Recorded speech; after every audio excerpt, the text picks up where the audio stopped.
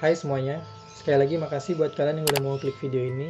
Di video kali ini konsepnya sedikit berbeda, dimana gue bakal coba bacain ke kalian cerita-cerita pendek horor yang bersumber dari salah satu artikel oleh salah satu portal berita yang cukup terkenal di Indonesia, yaitu liputan6.com. Artikelnya sendiri berjudul 5 cerita mistis yang sebaiknya tidak Anda baca sendirian. Karena gue emang lagi sendirian, jadi mari kita buktikan apakah cerita-ceritanya benar-benar seseram judulnya. Sedikit informasi bahwa artikel ini belum pernah gue baca sama sekali sebelumnya, jadi yang bakal kalian lihat saat ini adalah reaksi pertama gue setelah membaca cerita-cerita dari artikel ini. Dan sekali lagi buat kalian yang mau baca langsung artikelnya, kalian bisa langsung kunjungin link di deskripsi. So kita langsung masuk aja ke cerita yang pertama.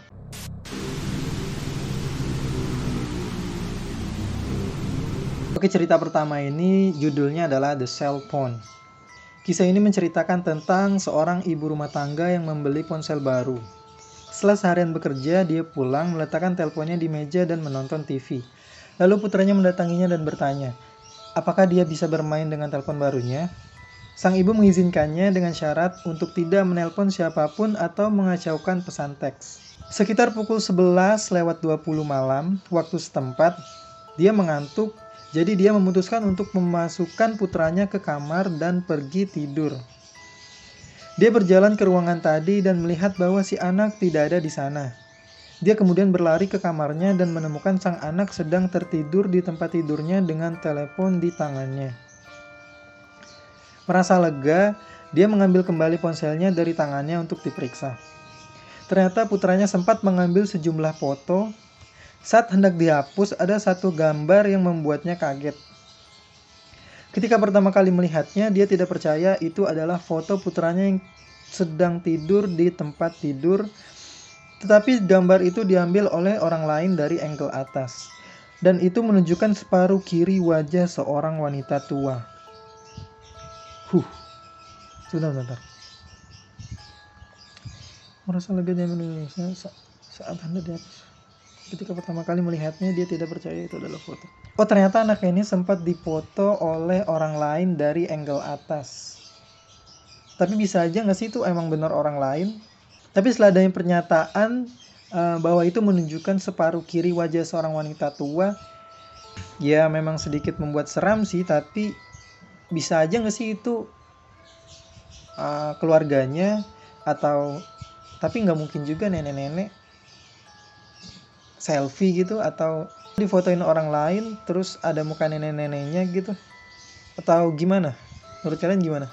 Jujur ya, gue itu termasuk orang yang pertama kali baca atau dengar cerita horor itu nggak bisa langsung percaya kalau itu kejadian mistis. Yang pertama kali gue lakuin adalah gue mencari spekulasi yang berhubungan dengan logika. Kalau udah mentok baru tuh gue ngakuin, oke, itu kejadian mistis. Oke, itu memang kejadian mistis yang terjadi.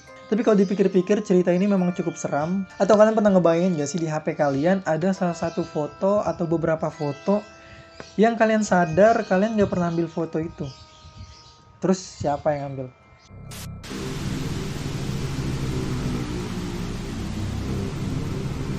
Cerita kedua judulnya adalah The Grandfather. Oke. Kakek saya menceritakan kisah ini tentang bagaimana suatu kali dia duduk di kursi di depan rumah ketika dia mendengar istrinya berulang kali memanggilnya dari dalam rumah. Masalahnya, nenek saya meninggal beberapa tahun sebelumnya, tetapi dia mengatakan kepada saya bahwa suara itu sangat mendesak sehingga dia benar-benar bangun untuk melihat ke dalam rumah. Dan begitu dia masuk, dia mendengar suara keras di belakangnya dan berbalik untuk melihat bahwa kursi yang dia duduki beberapa saat yang lalu telah dihancurkan oleh sebuah besi cor yang jatuh dari bagian atas. Jika tidak masuk ke dalam rumah, dia mungkin akan terluka parah. Saya tidak tahu apakah itu paranormal atau tidak, tapi setiap kali saya memikirkannya, hal itu membuat saya merinding. Di sini ceritanya horornya bukan yang nakutin atau gimana-gimana ya, malah lebih makasih harusnya si kakek sama sosok yang menyerupai istrinya tersebut, ya kan?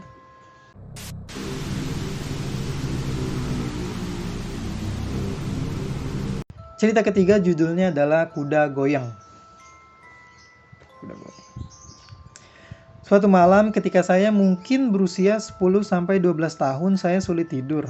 Kamar tidur saya adalah seluruh lantai atas rumah kami dengan tempat tidur saya berada di sisi dan lemari penyimpanan serta area bermain berada di sebelah kanan. Saya sedang berbaring di tempat tidur ketika mendengar suara dari sisi lain ruangan dan melihat kuda mulai bergoyang. Kuda goyang itu terletak tepat di luar salah satu pintu lemari penyimpanan. Terus bergoyang di tengah ruangan. Pada titik ini saya ketakutan dan saya membenamkan kepala saya ke bawah selimut dan tidak pernah mengintip lagi sampai pagi. Semuanya dipastikan bukan mimpi karena kuda goyang itu masih berada di tengah kamar saya ketika bangun. Selanjutnya saya mendapat teguran keras dari orang tua saya karena bangun dari tempat tidur bermain dengan mainan saya jauh melewati waktu tidur. Kamar tidur mereka berada tepat di bawah lemari penyimpanan dan mereka mendengar derit kuda goyang yang terseok-seok ke seberang ruangan. Ya, ceritanya memang seram sih ya. Kalau gue berada di posisi si anak juga pasti bakal ketakutan banget ya kan. Tapi gue tuh mengharapkan cerita-cerita yang plot twist gitu. Kalau ceritanya kayak gini doang kan ya apa? Sekedar kuda yang goyang, ya apa? Apa ceritanya apa di balik itu gitu loh. Oke, next aja lah.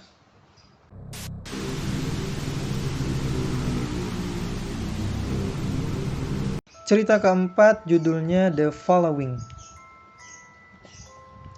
Kakak perempuan saya diikuti hantu selama bertahun-tahun. Dari awal aja udah ngasih tahu kalau dia diikutin hantu kakak perempuannya. Saya tinggal bersamanya sekali selama sekitar 3 bulan. Dan begitu banyak hal-hal aneh terjadi pada waktu itu. Yang dikatakan kakak ketika saya menyebutkan bahwa hantunya tidak suka saya berada di sana. Suatu malam saya dan saudara perempuan saya bersiap-siap untuk pergi keluar dan saya meminta untuk meminjam alas bedak cairnya. Saya menggunakannya dan mengambilnya ke tempat dia menyimpan riasannya. 10 menit kemudian dia meminta saya mengambil itu dan anehnya itu tidak terlihat dimanapun. Dia menuduh saya mengambilnya dan menyuruh saya mengembalikannya yang baru. Dan menolak untuk mendengarkan cerita dari sisi saya. Sekitar setahun kemudian, ketika dia sedang berkemas untuk pindah ke rumah baru, dia menemukan riasan di kotak sepatu dengan beberapa surat lama. Kotak sepatu itu ada di dalam koper berisleting yang ada di bawah tempat tidurnya. Tapi mungkin yang paling menakutkan yang pernah saya rasakan adalah suatu sore ketika saya satu-satunya orang di rumah. Saya pulang kerja dan langsung menuju ke kamar mandi. Semua pintu dan jendela tertutup. Saya sedang berdiri di kamar mandi dan mulai meremas jerawat di dagu saya. Lalu suara wanita dari aula berkata, "Berhenti memencet jerawatmu."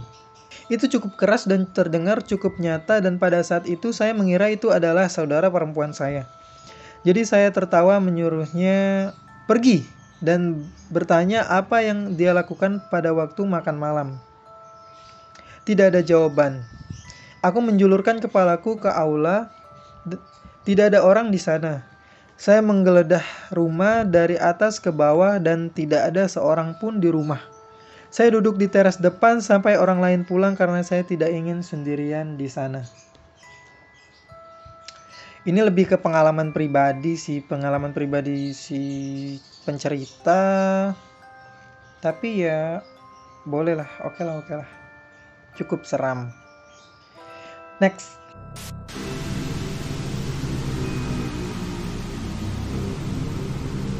Cerita terakhir kali ini judulnya The Creep Shadow. Saya pernah mengasuh keponakan saat tinggal di rumah saudara laki-laki.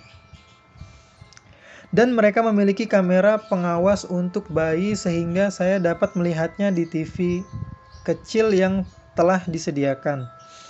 Saya sedang belajar dan mulai tertidur ketika mendengar beberapa bisikan dan menyadari itu berasal dari monitor. Awalnya saya mengira itu adalah umpan balik atau semacamnya.